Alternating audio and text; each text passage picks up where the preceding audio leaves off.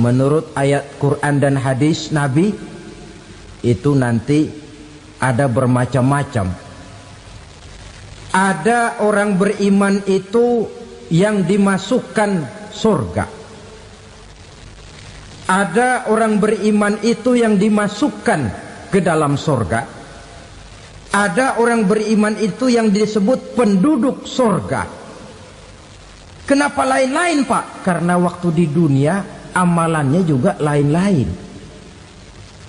Ada orang beriman yang masuk surga.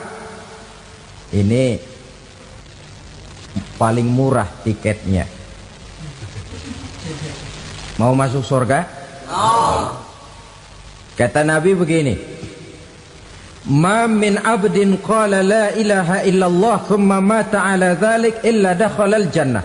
Kalau seorang hamba sudah mengucap dua kalimat syahadat, dia yakin dengan kebenaran kalimat itu sampai matinya, orang itu akan masuk surga. Abi Dzar yang waktu itu diajak bicara heran, ya Rasul kok gampang betul? Iya. Walaupun orang itu mencuri, iya. Walaupun orang itu berzina, iya. Biar dia mencuri, biar dia berzina, kalau dia sudah mengucap dua kalimat syahadat, dia yakin dengan kebenaran kalimat itu sampai matinya, itu orang akan masuk surga. Jadi masuk surga cukup dua kalimat syahadat, yakin sampai mati, masuk surga. Itu perkara masuk. Tapi kalau pertanyaannya diterusin, masuknya kapan, Pak? Nah, ini lain lagi urusannya. Sebab ada yang masuknya itu langsung, ada yang mampir dulu. Di sana tempat cuma dua, kalau tidak surga, neraka. Mau ke surga, tapi mampir dulu. Yang mampirnya jelas di neraka. Kenapa? Dalam hadis qudsi ada riwayat, nanti itu di akhirat, setelah Allah selesai mengatur penduduk surga masuk surga, yang neraka masuk neraka, Allah berkata kepada malaikat Malik, malaikat Malik, labaik ya Allah. Itu bajingan-bajingan tengik, manusia-manusia durjana yang waktu di dunia tidak mau sujud, jauh dari ulama, gemar melakukan yang munkarat dan maksiat, hidup di tengah masyarakat selalu jadi bibit keonaran, kufur, sudah masuk neraka semua. Sudah ya Allah. Nah, kalau sudah, coba sekarang kamu masuk, Malik. Saya, iya, masuk neraka. Mau apa ya Allah? Kata Allah, akhriju minan nar man kana fi qalbihi misqala habbatin min khardalin min iman. Kau masuk neraka, cari di dalam neraka orang-orang yang ada imannya walaupun kecil sebesar biji zarah, angkat mereka keluar. Masuk malaikat Malik ke neraka, cari orang yang ada imannya, korek-korek. Ya repot, udah pada gosong. Yang ada imannya diangkat ke atas, yang ada imannya diangkat ke atas, lalu dimandikan di Nahrul Hayat, namanya sungai kehidupan di akhirat nanti. Cakep lagi rupanya, bersih lagi wajahnya, apel di hadapan Allah. Kata Allah, bagaimana mas? Kapok nggak sampean? Kapok ya Allah. Nah, kalau kapok, idhab fadkhulil jannah, pergi masuk surga sana.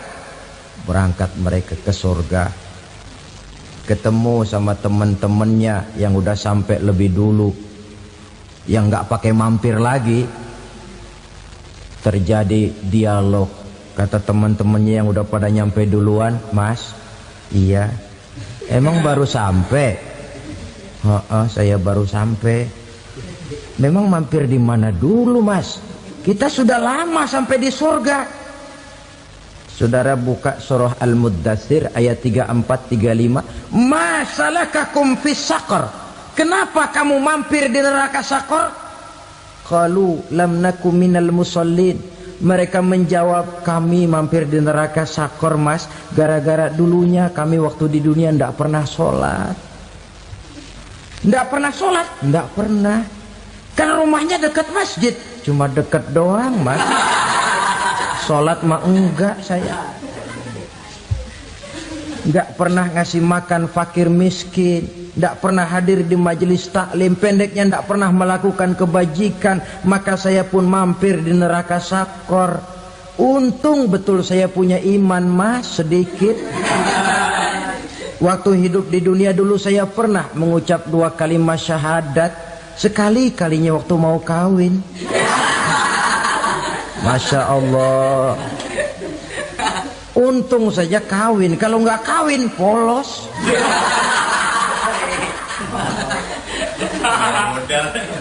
Itu juga pengulu sudah setengah mati ngajarin.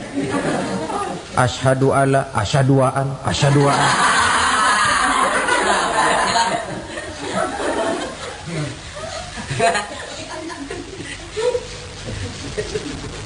Ini namanya masuk surga, ada mampir dulu. Ada pula orang mukmin itu yang dimasukkan surga. Namanya dimasukkan kan terima beres.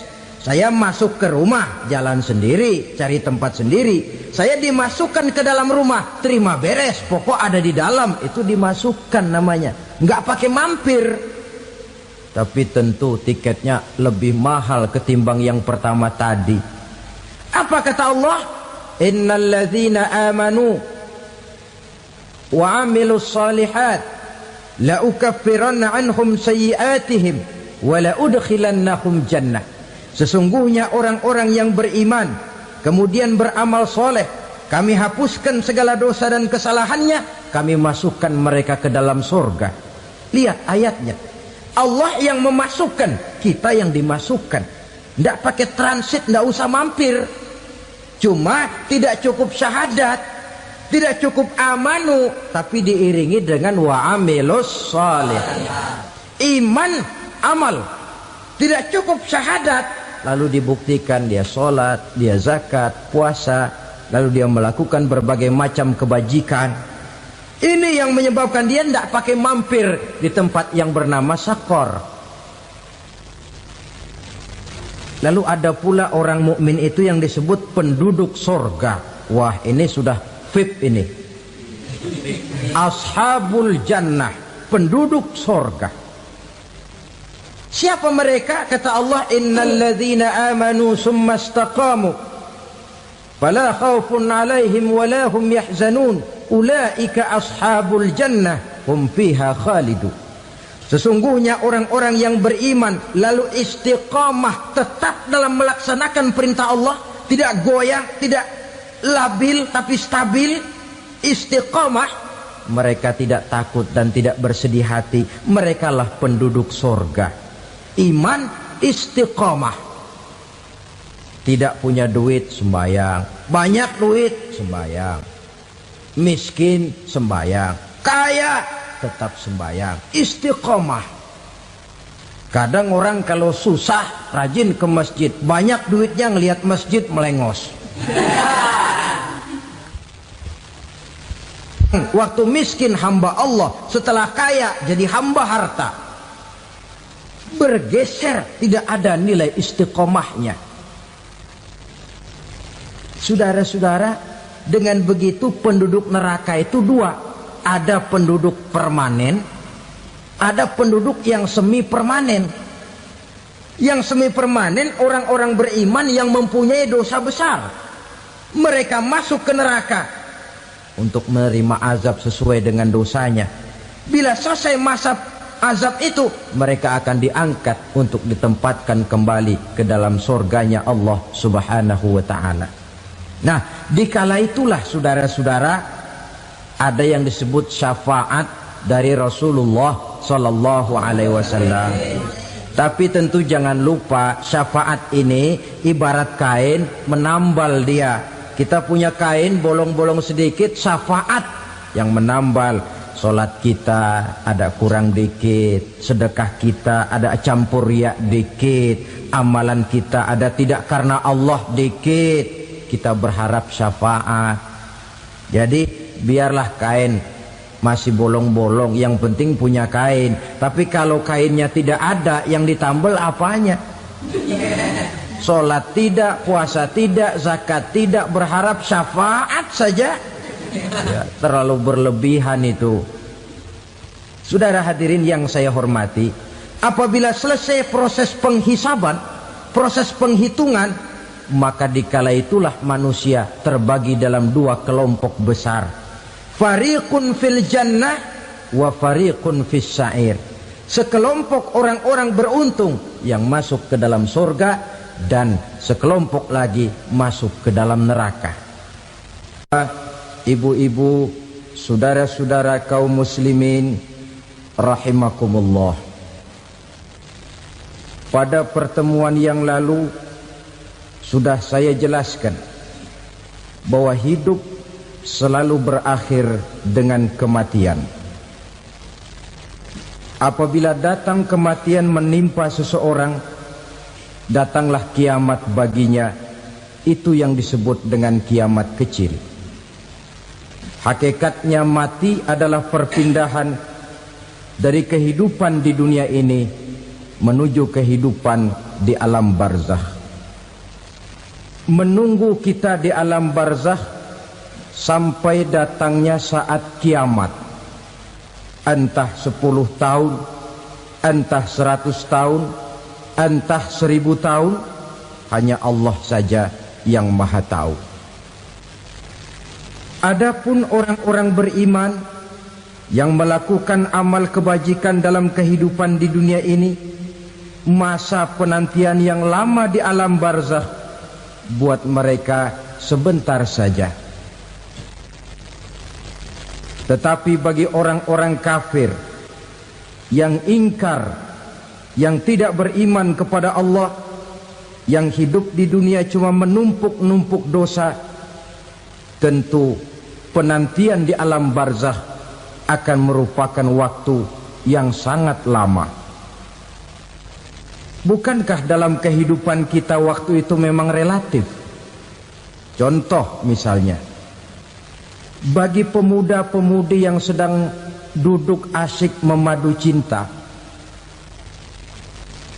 waktu 4-5 jam saja rasanya cuma 4-5 menit. Tenggelam oleh keasikan. Tapi buat orang yang berbaring di rumah sakit, meratap di balik-balik apa itu tembok derita kata lagu,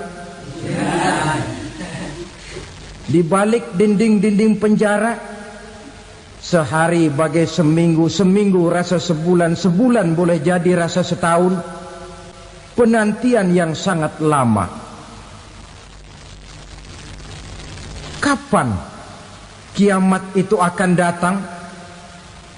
Ini rahasia Allah. Jangankan kita yang orang awam, baginda Nabi sendiri tidak diberitahu oleh Allah kapan kiamat itu akan terjadi. Tetapi sungguh pun demikian, banyak hadis-hadis yang menjelaskan ciri atau tanda-tanda datangnya kiamat. Nah, kalau sudah bicara soal tanda, tanda kiamat itu ada dua. Pertama yang disebut alamatus sughra, tanda-tanda kecil. Ini waktunya masih ada tenggang. Ada yang dinamakan alamatul kubra, tanda-tanda besar. Artinya kiamat sudah diambang pintu. Apa tanda-tanda kecil dari datangnya hari kiamat itu? Misalnya kata Nabi, apabila ilmu sudah diangkat oleh Allah. Artinya apabila ulama sudah banyak wafat, minat orang belajar agama berkurang, lalu kebodohan nampak merajalela di mana-mana, zina dikerjakan secara terbuka, minuman-minuman keras jadi kebanggaan, itu termasuk di antara tanda-tanda kecil terjadinya hari kiamat. Apalagi misalnya iza waladatil ammatu rabbataha, apabila budak sudah melahirkan tuan. Apa maksudnya? Ada yang mentafsirkan apabila anak sudah bisa membudaki orang tuanya. Orang tua yang melahirkan dia, yang membesarkan dia, demi setelah si anak besar jadi orang berpangkat, bertitel, berharta, berkedudukan. Jadilah orang tua itu budaknya. Sehingga sering dibilang, kalau orang tua kaya, anak jadi raja. Tapi kalau anak yang kaya, orang tua sering jadi budak. Apalagi munculnya fitnah yang bergelombang, timbul perang antara dua bangsa yang besar, waktu berjalan terasa sangat pendek sekali. Itu merupakan tanda di antara tanda-tanda kiamat. Termasuk di dalamnya sulit membedakan mana laki, mana perempuan. Kan kalau tanda-tanda kayak begini sekarang sudah banyak kita lihat kan. Ulama banyak wafat, penggantinya sulit. Zina dikerjakan berterang-terangan, minuman keras jadi kebanggaan. Banyak anak membudaki orang tuanya, sulit membedakan mana laki mana perempuan. Kadang-kadang dari belakang kita lihat perempuan bener, begitu kita colek nengok jenggotan.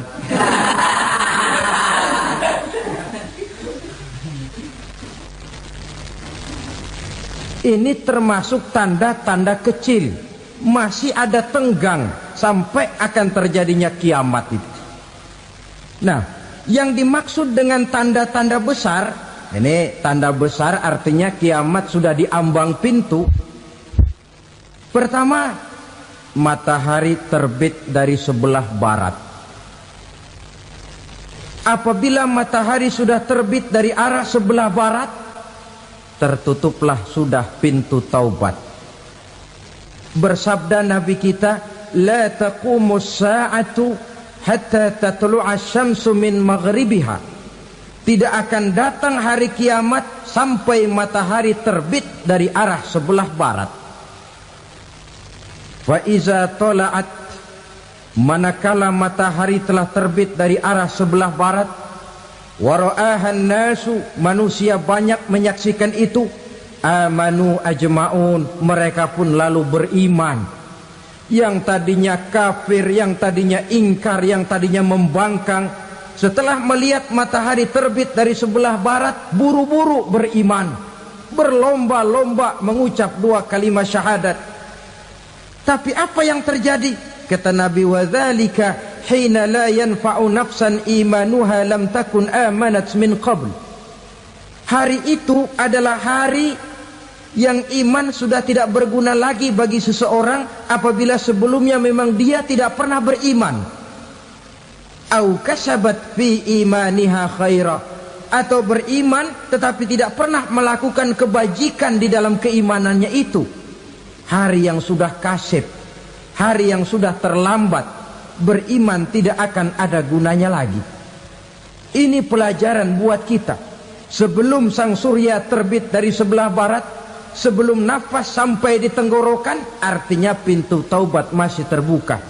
Kalau dua hal itu sudah terwujud, nafas sudah sampai di kerongkongan, atau matahari sudah terbit dari arah sebelah barat, tertutuplah sudah pintu taubat. Tak ada lagi gunanya pangkat, jabatan, harta, bahkan beriman pun dalam suasana macam itu. Too late, kata orang Kulon. Sudah terlambat. Matahari terbit dari arah sebelah barat. Itu tanda besar, artinya kiamat sudah di ambang pintu. Lalu apalagi tanda besar? Munculnya Dajjal. Dajjal artinya pendusta-pendusta yang menyesatkan manusia. Ada dua macam Dajjal, saudara. Ada Dajjal kecil. Ini Dajjal kelas teri. Kalau ini sejak zaman Rasulullah sudah ada itu. Tiap zaman ada. Di zaman Rasulullah misalnya ada yang bernama Aswad al-Unsi dari Yaman. Ada yang namanya Musailamah al-Kazzab dari Yamamah. Ada yang namanya Ibnu Sayyad dari Madinah. Ini dajjal-dajjal di zaman Rasul. Musailamatul Kazab memproklamirkan diri jadi nabi dia. Di zaman Rasul masih hidup. Ini dajjal zaman Nabi. Di zaman sahabat muncul dajjal-dajjal. Di zaman kita sekarang ini dajjal-dajjal pun gentayangan. Dajjal-dajjal kelas teri. Kerjanya mendustakan manusia, menyesatkan manusia, memalingkan manusia dari jalan yang benar dan diridhoi oleh Allah Subhanahu wa taala. Adapun yang merupakan tanda besar dari datangnya kiamat, dajjal-dajjal kelas kakap. Pembohong-pembohong besar yang menyesatkan masyarakat manusia berpaling dari jalan Allah mengikuti jalan mereka. Apa sih ciri dajjal itu? Kata Nabi dalam hadis Bukhari Muslim, "Inna dajjala", sesungguhnya yang namanya dajjal itu yakhruju, satu saat akan muncul mendekati hari kiamat. Wa inna ma'ahu ma'an, si dajjal ini membawa air. Wa naran, dan juga membawa api. Dua simbol. Di tangan yang satu dia bawa air, di tangan yang satu dia bawa api. Wa ammal ladzi yarahu an-nasu ma'an fanarun, adapun yang orang banyak lihat air, hakikatnya adalah api. Yang dilihat api, hakikatnya adalah air. Oleh sebab itu, kalau api yang ditawarkan, ambillah air. Kalau air yang ditawarkan, pilihlah api. Maksudnya apa ini? Ini bahasa simbol, saudara-saudara. Dajjal bicaranya seolah-olah untuk kepentingan manusia, menawarkan surga. Surga yang dia tawarkan hakikatnya neraka. Hai manusia, kalau kau mau bahagia, jangan dekat-dekat dengan agama. Solat itu tidak efektif dan efisien, tidak produktif dari segi ekonomi itu. Menghadiri majelis taklim cuma buang-buang waktu. Tahajud, tasbih, tahlil, baca Quran, apa itu? Pekerjaan mubazir saja. Hidup ini cuma sekali, masa yang cuma sekali, manfaatkan dengan sebaik-baiknya. Mumpung, dibawanya sifat mumpung, tetapi dalam pengertian yang sangat negatif. Bicaranya seolah-olah untuk kepentingan manusia, tetapi sebenarnya menjerumuskan manusia. Menawarkan air, tapi sebenarnya api. Menawarkan api, tapi hakikatnya air. Buat apa kamu sholat? Buat apa kamu bayar zakat? Buat apa kamu puasa? Surga yang dicanangkan dajjal, hakikatnya neraka. Neraka yang digambarkan dajjal, pada dasarnya adalah surga. Jadi memutarbalikkan fakta itu kerjaan dajjal. Yang hak jadi batil, yang batil dibilang hak, yang benar jadi salah, yang salah malah jadi benar. Tuntunan disuruh jadi tontonan, tontonan malah menjadi tuntunan. Itu pekerjaan dajjal profesinya. Zamannya Nabi Adam, dajjalnya kan iblis. Betul? Betul. Apa sih gang kerayuan iblis itu? Allah setelah menciptakan Nabi Adam kan bilang, Adam, kau dan istrimu Hawa tinggal di surga ini. Seluruh fasilitas yang ada di surga persilahkan kau nikmati. Satu yang tidak boleh, jangan coba-coba dekati pohon khuldi. Dekat saja jangan, apalagi sampai memetiknya. Datang dajjal yang namanya iblis ini. Adam, kamu tahu nggak kenapa tidak boleh makan buah khuldi?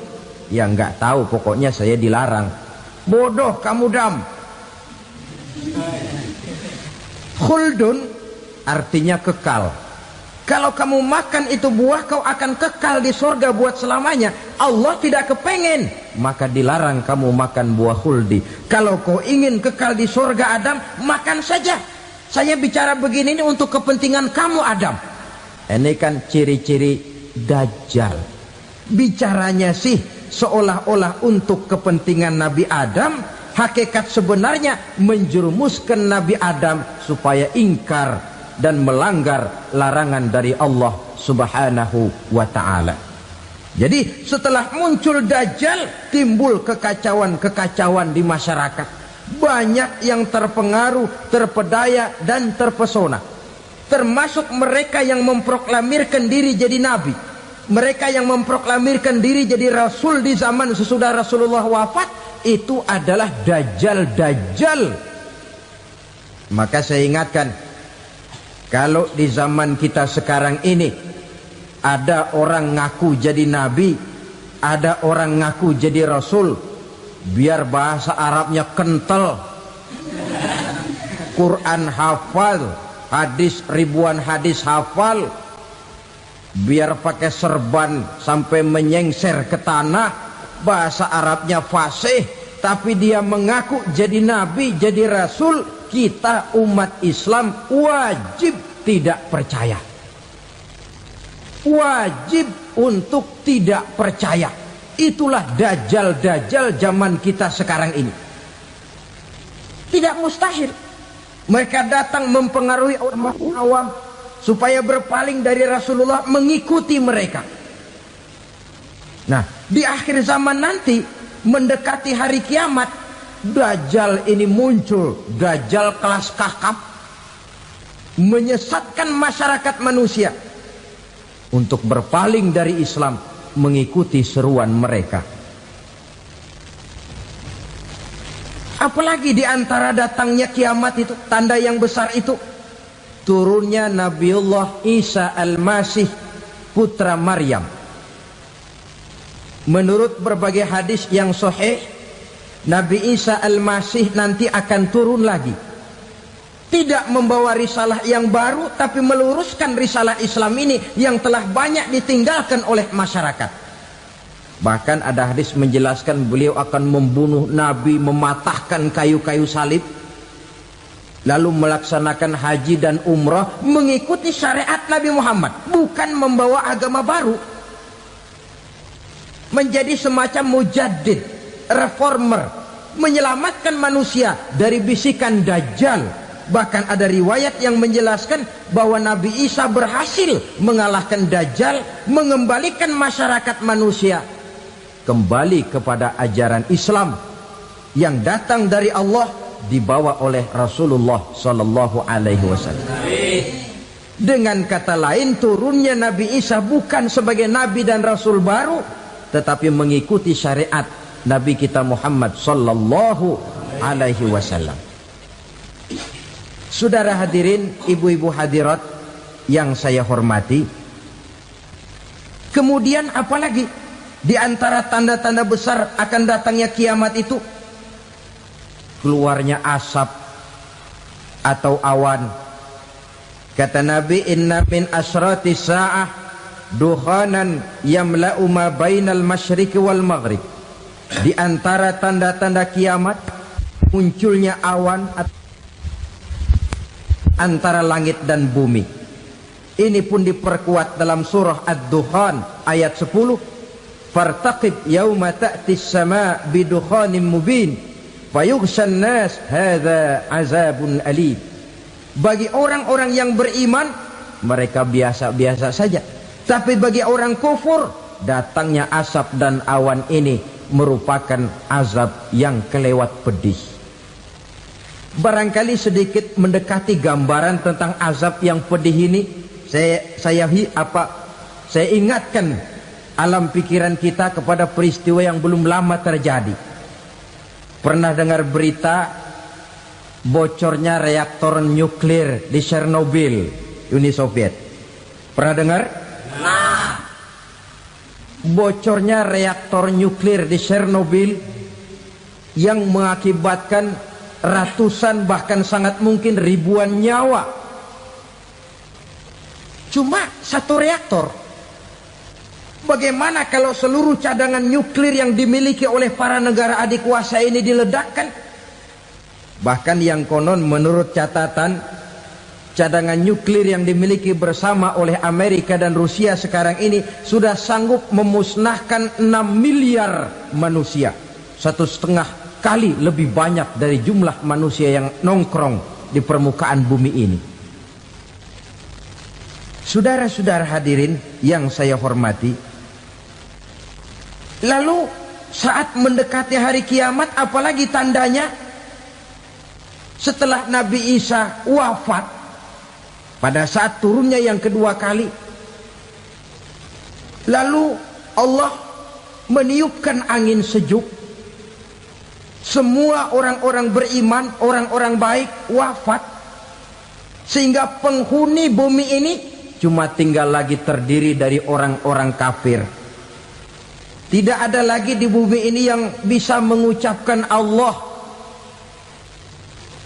Sehingga dalam hadis qudsi itu ada keterangan, Innallaha azza wa jalla yaqulu li Israfil. Allah pernah pesan kepada malaikat Israfil. Kata Allah, Israfil, Iza sami'ta qailan yaqul Allah Allah fa akhirin nafah 40 sanatan ikraman liqailiha. Hai Israfil, apabila kau dengar di permukaan bumi masih banyak orang yang mengucapkan Allah Allah, maka tunda sangkakala kiamat itu 40 tahun. Untuk apa? Ikraman liqailiha, menghormati orang yang mengucapkan Allah Allah itu. Wah, jadi karena sekarang masih banyak yang mengucapkan Allah, besar hatilah kita, masih jauh kiamat itu. Tapi jangan lupa, kiamat pribadi, kiamat kecil itu yang gak kita sangka-sangka. Ajal datang mencabut nyawa, itu kiamat pribadi. Dan itu yang pasti kita hadapi. Dan itu yang membuat kita tidak boleh bersikap main-main di dalam kehidupan sekarang ini. Saudara hadirin yang saya hormati, tidak ada lagi orang-orang muslim. Seluruh penduduk dunia ini kafir. Lalu terciptalah struktur sosial yang berlandaskan prinsip hidup semau gue. Bakal terjadilah prinsip di mana yang kaya menyantap yang miskin, yang kuat menindas yang lemah. Hidup sudah bagaikan di rimba belantara, berlaku hukum rimba, siapa yang kuat dia yang menang, siapa yang lemah menjadi mangsa. Timbul kekacauan, maksiat merajalela, munkarat menjadi-jadi, sehingga isi bumi ini penuh dengan segala macam perbuatan dosa. Tidak ada perlunya lagi alam diperpanjang temponya. Datang saat yang sudah dijanjikan oleh Allah Azza wa Jalla, maka terjadilah yang disebut kiamat kubra, kiamat besar, kiamat ancur-ancuran. Bagaimana kejadian ini dimulai? Dalam surah Az-Zumar ayat 68, Allah Subhanahu wa taala berfirman, "Wa nufikha fis-suri fasa'iqa man fis samawati wa man fil ardi illa man sya'allahu." Maka manakala ditiuplah sangkakala, terkejutlah seluruh yang ada di langit dan seluruh yang ada di bumi. Bila saat kiamat datang, Allah perintah malaikat Israfil, Israfil, tiup sangkakalamu. Ditiuplah sangkakala oleh malaikat Israfil. Yang akibat daripada tiupan itu, seluruh yang ada di langit, seluruh yang ada di permukaan bumi terkejut. Yang ada di langit siapa? Malaikat kan. Bayangin aja kalau malaikat kaget, apalagi kita. Terkejut seluruh makhluk yang ada di bumi, yang ada di langit mendengar suara sangkakala itu. Bunyinya tidak sanggup kita bayangkan dahsyatnya. Ledakan nuklir, ledakan neutron, belum apa-apa ketimbang bunyi sangkakala malaikat Israfil ini. Nah, lalu mendengar bunyi sangkakala ini, Gemparlah makhluk, kacaulah alam. Bumi gempa, planet-planet bertabrakan, gunung meletus, air laut tumpah ke darat, angin topan bertiup, halilintar menyambar. Lalu semua yang bernama hidup mati total.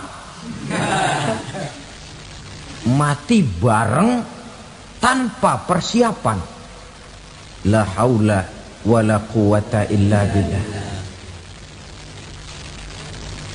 Saya kadang-kadang dalam tafakur bermohon, ya Allah, mudah-mudahan saya enggak nemuin kiamat beneran. Ngeri. Tidak bisa kita bayangkan macam apa suasana seperti itu. Allah saja banyak memberikan gambaran, misalnya Al-Qari'ah, wa mal qari'ah, wa ma adraka mal qari'ah. Kejadian yang menggemparkan. Tahukah kamu apa kejadian yang menggemparkan itu? Yauma yakunun nasu kal farasil mabsus wa takunul jibalu kal ihnil manfus. Pada saat itu manusia berterbangan bagai kupu-kupu. Gunung berterbangan seperti kapas ditiup angin. Gunung saja macam kapas, konon lagi manusia. Kematian total, mulai semut sampai gajah mati, jin mati, iblis mati, malaikat mati. Malaikat saja mati. Saudara hadirin yang saya hormati, kematian total yang tanpa persiapan. Orang bilang, Pak, kalau mati bareng begitu yang repot malaikat maut dong ya. Cabut sana, cabut sini. Itu kalau menurut logika kita, mestinya begitu menurut logika. Tapi logika juga yang nggak perlu serepot itu. Sebab untuk mematikan listrik di wilayah DKI, di wilayah Jakarta, nggak perlu tiap rumah didatengin, matiin, ya lama.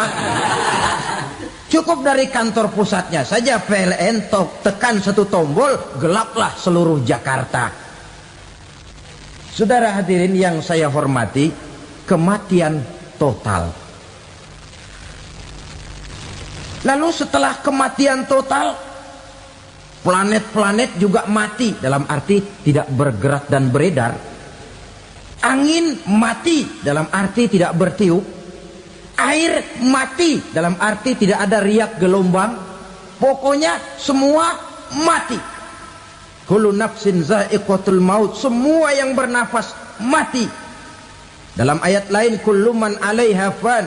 Semua yang ada di permukaan bumi fana. Yang kekal cuma Allah Subhanahu wa ta'ala. Yang paling belakang mati malaikat maut dan malaikat Israfil. Tapi mati juga sesuai dengan janji Allah. 10 lamanya. Tidak dijelaskan oleh Abi Hurairah 40 jam, apa 40 hari, apa 40 tahun. Hadis-hadis cuma menyebutkan 40 saja. Sunyi alam. Yang tinggal cuma Allah saja lagi. Ketika itu Allah berseru-seru, katanya, limanil mulkul yauma. Siapa para penguasa hari ini? Mana itu raja-raja dan penguasa yang dulu mengaku jadi Tuhan? Fir'aun. Mana Fir'aun sekarang? Yang dulu jadi raja, merasa berhasil, sombong, lalu tidak mau turun-turun dari kekuasaannya, sampai kepada puncak kekurang ajarannya mengangkat diri jadi Tuhan. Mana itu Fir'aun? Namrus. Mana sekarang Namrus? La ilaha illa ana. Ternyata tidak ada Tuhan lain selain daripada aku, kata Allah. Proses kemudian, saudara-saudara, turunlah hujan dari langit. 40 lamanya hujan itu. Tidak jelas juga 40 jam apa 40 hari. Setelah air turun membasahi, datanglah tiupan sangkakala yang kedua. Semua yang bernama mati bangkit dari kuburnya masing-masing. Ini yang disebut Yaumul Ba'thi, hari kebangkitan. Allahu Akbar. Pada saat kita bangkit dari kubur kita masing-masing, kumpul di padang mahsyar namanya. Bayangin aja, saya sendiri nggak sanggup bayangin. Manusia sejak zaman Adam sampai zaman kiamat kumpul bareng di tempat sama. Berapa banyaknya itu?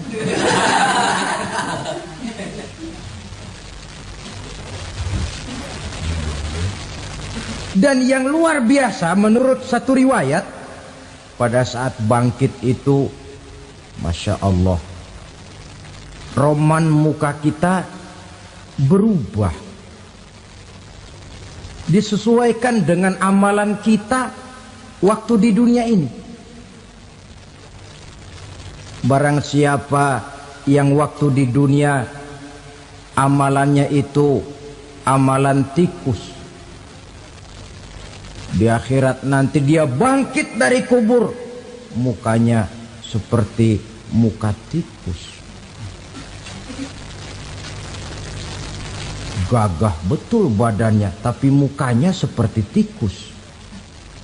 Kenapa? Amalannya waktu di dunia seperti amalan tikus. Apa amalan tikus itu? Suka ngegeragoti barang yang sudah disimpan rapi-rapi. Orang sudah simpan uang rapi-rapi, simpan perhiasan rapi-rapi, digeragoti oleh tikus. Maling-maling, pencoleng-pencoleng, koruptor-koruptor. Itu nanti di akhirat nanti kita lihat mukanya seperti muka tikus. Oh ini waktu di dunia suka nyolong, mukanya seperti muka tikus. Barang siapa yang waktu di dunia ini amalannya itu amalan macan, dia akan bangkit nanti mukanya seperti muka macan. Apa amalan macan? Macan itu amalannya menang-menangan. Orang yang mau menang saja nggak mau mengalah. Coba lihat di hutan, kenal hutan nggak? Di hutan, raja hutan di mana-mana pasti macan. Betul kan? Betul. Padahal hutan belum pernah bikin pemilihan umum. Tapi macan tidak peduli ada pemilihan umum apa tidak, pokok saya raja. Sebab apa? Macan jadi raja itu bukan karena benar, tapi karena kuat jadi raja. Setelah dia jadi raja, rakyat hutan yang mesti dilindungi malah dimakan oleh raja macan. Kambing rakyat hutan dimakan oleh macan. Ayam rakyat hutan dimakan oleh macan. Itu nanti kita lihat di akhirat itu mukanya seperti muka macan, gagah betul. Lalu barang siapa yang di dunia ini amalannya itu seperti amalan anjing, nanti dia punya muka seperti muka anjing. Apa amalan anjing? Pertama, anjing itu kalau disuruh jaga rumah, dia tidak bisa membedakan mana maling, mana tamu. Biar yang datang maling, kalau bawa tulang, anjing kalem. Yang kedua, anjing itu akan setia kepada siapa saja yang memberinya roti. Siapa yang memberinya roti, itulah majikannya. Apa kata majikannya pasti dia laksanakan. Soal benar atau salah dia tidak peduli. Setelah anjing dapat roti, dia tidak punya pilihan lain kecuali bilang, abdi mah kumaha juragan wae ayeuna mah.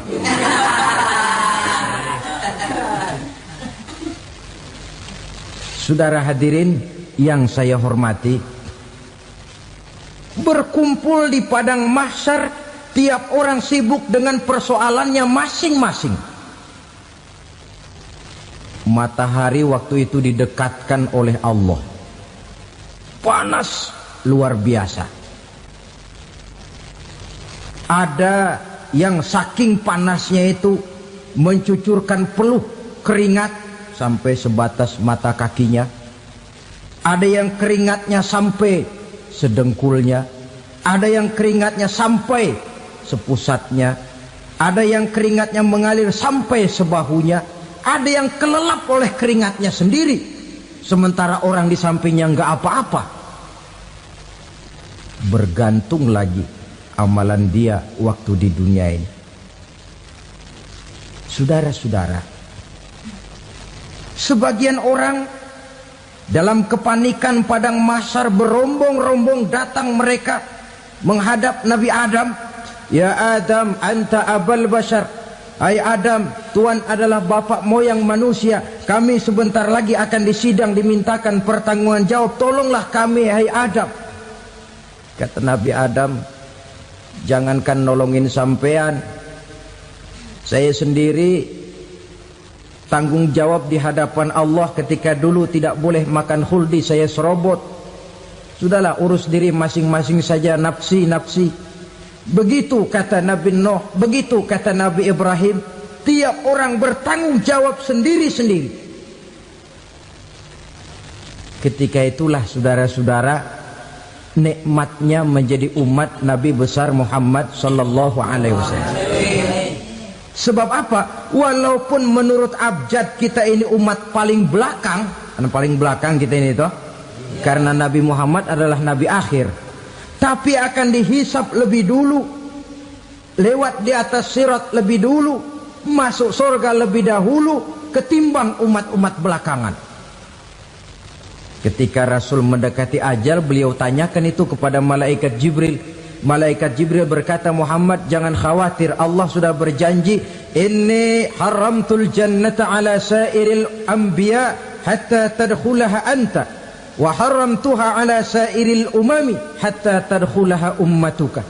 Surga aku haramkan buat seluruh nabi kecuali kalau engkau Muhammad sudah masuk ke dalamnya, dan surga aku haramkan buat seluruh umat kecuali kalau umatmu Muhammad sudah masuk ke dalamnya.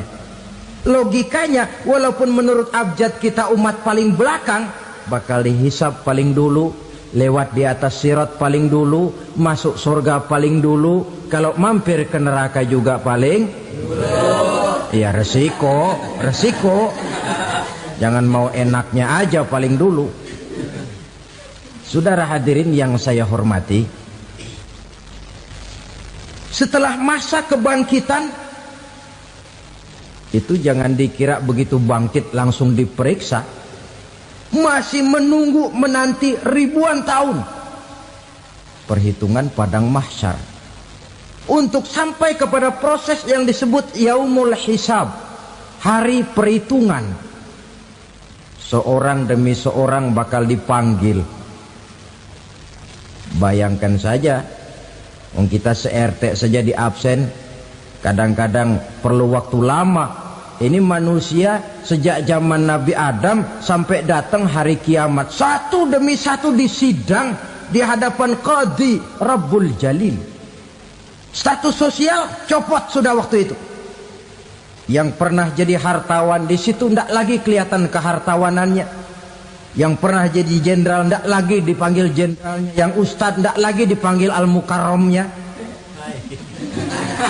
Seluruh status sosial selesai.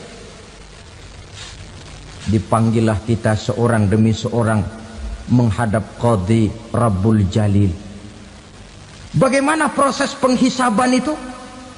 Pertama, proses tanya jawab.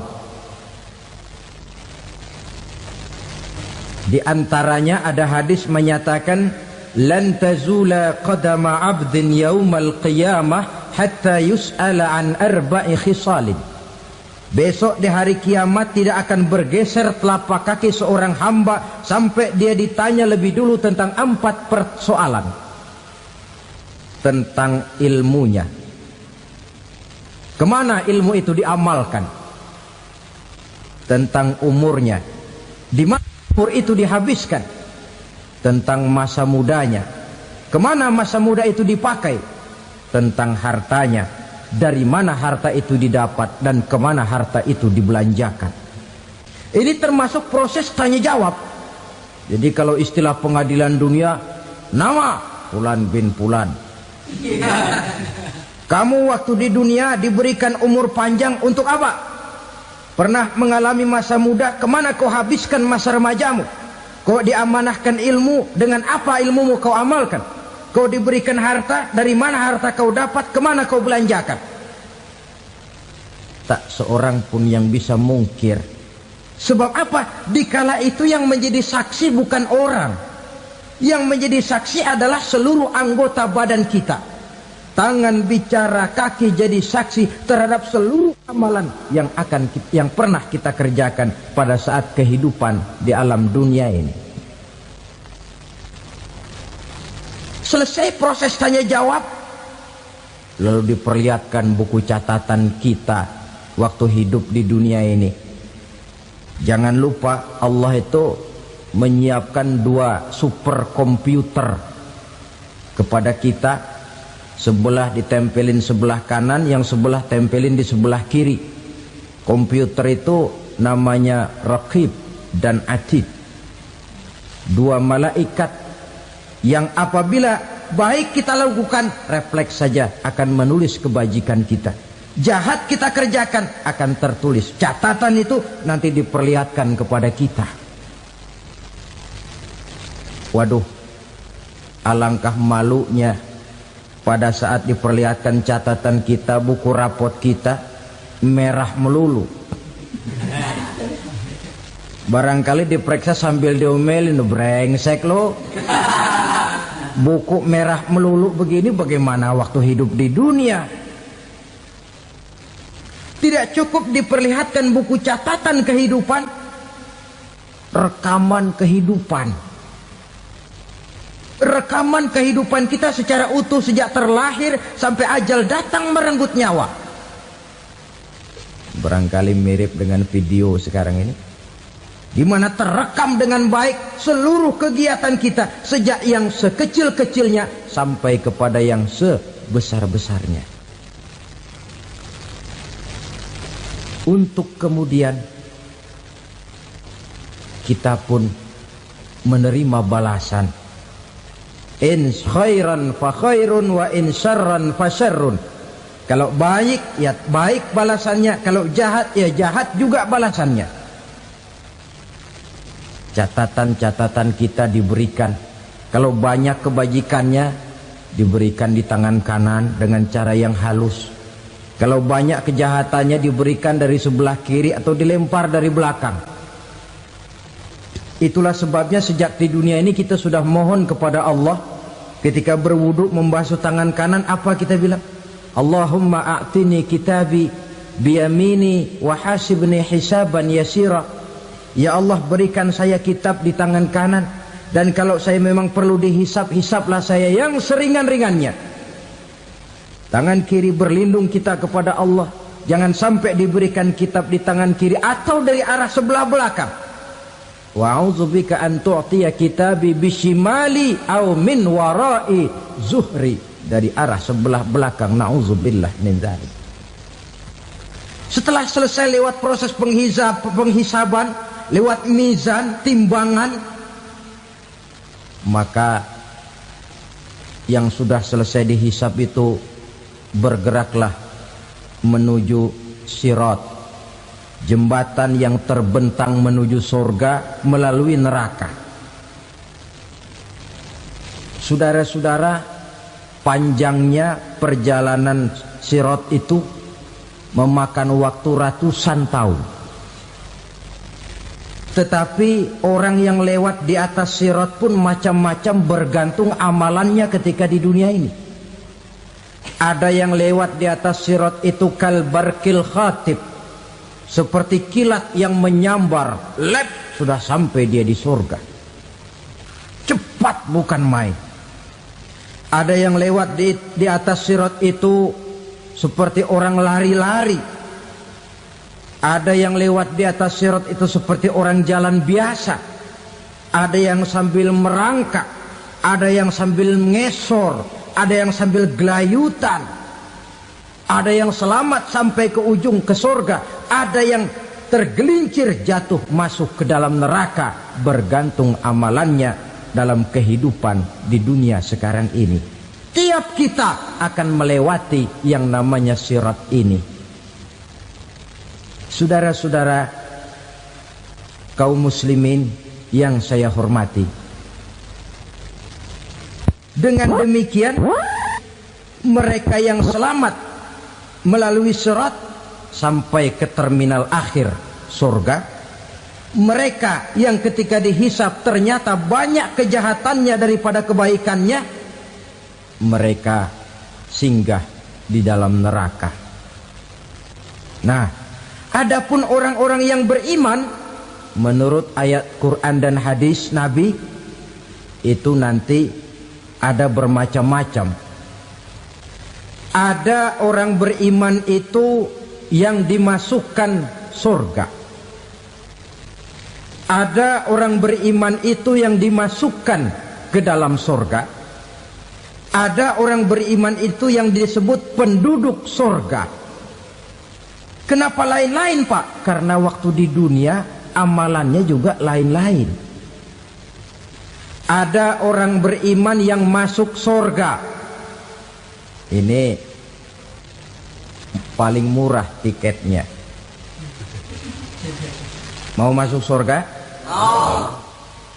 Kata Nabi begini, ma min abdin qala la ilaha illallah thumma mata ala dhalik illa dakhala al-jannah. Kalau seorang hamba sudah mengucap dua kalimat syahadat, dia yakin dengan kebenaran kalimat itu sampai matinya, orang itu akan masuk surga. Abi Dzar yang waktu itu diajak bicara heran, ya Rasul kok gampang betul? Iya. Walaupun orang itu mencuri, iya. Walaupun orang itu berzina, iya. Biar dia mencuri, biar dia berzina, kalau dia sudah mengucap dua kalimat syahadat, dia yakin dengan kebenaran kalimat itu sampai matinya, itu orang akan masuk surga. Jadi masuk surga cukup dua kalimat syahadat, yakin sampai mati, masuk surga. Itu perkara masuk. Tapi kalau pertanyaannya diterusin, masuknya kapan, Pak? Nah, ini lain lagi urusannya. Sebab ada yang masuknya itu langsung, ada yang mampir dulu. Di sana tempat cuma dua, kalau tidak surga, neraka. Mau ke surga tapi mampir dulu, yang mampirnya jelas di neraka. Kenapa? Dalam hadis qudsi ada riwayat, nanti itu di akhirat, setelah Allah selesai mengatur penduduk surga masuk surga, yang neraka masuk neraka, Allah berkata kepada malaikat Malik, malaikat Malik, labaik ya Allah, itu bajingan-bajingan tengik, manusia-manusia durjana yang waktu di dunia tidak mau sujud, jauh dari ulama, gemar melakukan yang munkarat dan maksiat, hidup di tengah masyarakat selalu jadi bibit keonaran, kufur, sudah masuk neraka semua. Sudah ya Allah. Nah, kalau sudah, coba sekarang kamu masuk, Malik. Saya, iya, masuk neraka. Mau apa ya Allah? Kata Allah, akhriju minan nar man kana fi qalbihi misqala habatin min khardalin min iman. Kau masuk neraka, cari di dalam neraka orang-orang yang ada imannya walaupun kecil sebesar biji zarah, angkat mereka keluar. Masuk malaikat Malik ke neraka, cari orang yang ada imannya, korek-korek. Ya repot, udah pada gosong. Yang ada imannya diangkat ke atas, yang ada imannya diangkat ke atas, lalu dimandikan di Nahrul Hayat, namanya sungai kehidupan di akhirat nanti. Cakep lagi rupanya, bersih lagi wajahnya, apel di hadapan Allah. Kata Allah, bagaimana mas? Kapok nggak sampean? Kapok ya Allah. Nah, kalau kapok, idhab fadkhulil jannah, pergi masuk surga sana. Berangkat mereka ke surga. ketemu sama teman-temannya yang udah sampai lebih dulu, yang nggak pakai mampir lagi. Terjadi dialog. Kata teman-temannya yang udah pada nyampe duluan, "Mas, iya, emang baru sampai?" Saya baru sampai." "Memang mampir di mana dulu, Mas? Kita sudah lama sampai di surga." Saudara buka surah Al-Muddatsir ayat 34-35. "Ma salakakum fis saqar?" Kenapa kamu mampir di neraka Saqar? Qalu lam naku minal musallin. Mereka menjawab, kami mampir di neraka Saqar, Mas, gara-gara dulunya kami waktu di dunia tidak pernah sholat. Tidak pernah sholat? Tidak pernah. Kan rumahnya dekat masjid. Cuma dekat doang, Mas. Sholat mah enggak saya. Enggak pernah ngasih makan fakir miskin. Tidak pernah hadir di majelis taklim. Pendeknya tidak pernah melakukan kebajikan. Maka saya pun mampir di neraka Saqar. Untung betul saya punya iman, Mas, sedikit. Waktu hidup di dunia dulu saya pernah mengucap 2 kalimat syahadat. Sekali-kalinya waktu mau kawin. Masya Allah. Untung saja kawin. Kalau nggak kawin polos.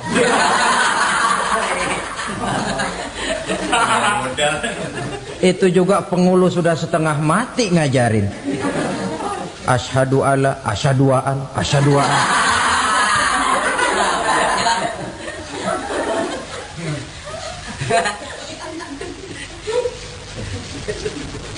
Ini namanya masuk surga. Ada mampir dulu. Ada pula orang mukmin itu yang dimasukkan surga. Namanya dimasukkan kan terima beres. Saya masuk ke rumah, jalan sendiri, cari tempat sendiri. Saya dimasukkan ke dalam rumah, terima beres. Pokok ada di dalam, itu dimasukkan namanya. Nggak pakai mampir. Tapi tentu tiketnya lebih mahal ketimbang yang pertama tadi. Apa kata Allah? Innal ladzina amanu wa amilus salihat la ukaffiranna anhum sayyi'atihim wa la udkhilannahum jannah. Sesungguhnya orang-orang yang beriman kemudian beramal soleh, kami hapuskan segala dosa dan kesalahannya, kami masukkan mereka ke dalam surga. Lihat ayatnya. Allah yang memasukkan, kita yang dimasukkan. Tidak pakai transit, tidak usah mampir. Cuma tidak cukup syahadat, tidak cukup amanu, tapi diiringi dengan wa'amilus salih. Iman, amal.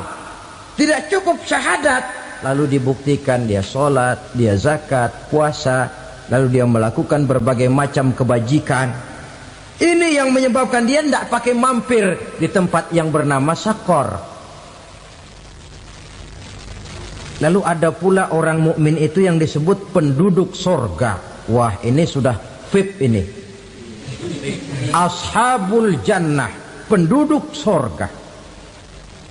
Siapa mereka? Kata Allah, innal ladzina amanu summa istaqamu fala khawfun